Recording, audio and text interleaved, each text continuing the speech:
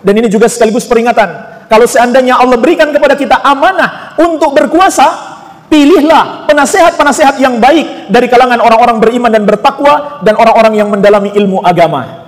Kalau kita salah memilih penasehat, memilih pembantu, memilih ajudan kita, maka itu awal kehancuran. Jemaah sekalian,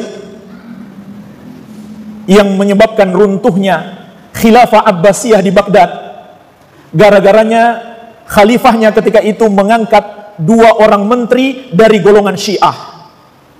Ini golongan yang paling sesat, yang mengaku muslim.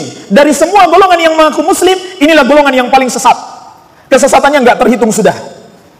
Bahkan sampai tingkat kesyirikan dan kekufuran. Di antaranya mereka menuhankan imam-imam mereka. Mereka biasa berdoa, Ya Ali, Ya Husain. Makanya jemaah sekalian kalau pergi haji, jangan heran jika jemaah haji dari Iran, mereka talbiyahnya beda. Labbaika ya Husain. Kalau umat Islam membaca labbaika Allahumma labbaik, mereka labbaika ya Husain. Mereka tuhankan imam-imam mereka.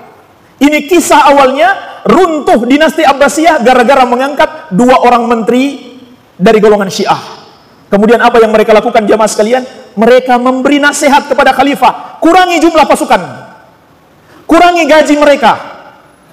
Kemudian mereka tulis surat kepada bangsa Tatar, sekarang saatnya menyerang. Pasukan sudah lemah, tentara sudah dikurangi, gaji dibayar kurang. Maka pasukan Tatar masuk ke Baghdad dan membantai ribuan, bahkan mungkin jutaan kaum muslimin dan menyembelih khalifah dan semua keluarganya. Ulama semuanya disembelih. Yang selamat hanya orang-orang Syiah dan yang berlindung di rumah-rumah mereka. Demikian pula hari ini jemaah sekalian. Kalau kita biarkan para pembisik-pembisik itu berada di lingkaran kekuasaan, kasihan pemerintah kita. Masuk, dekati dan berikan nasihat. Kalau kita teriak dari jauh, belum tentu mereka dengar. Dan belum tentu mereka senang mendengarkannya. Berikan nasihat yang baik. Ini namanya seorang muslim jemaah sekalian. Ingin kebaikan untuk sesama muslim.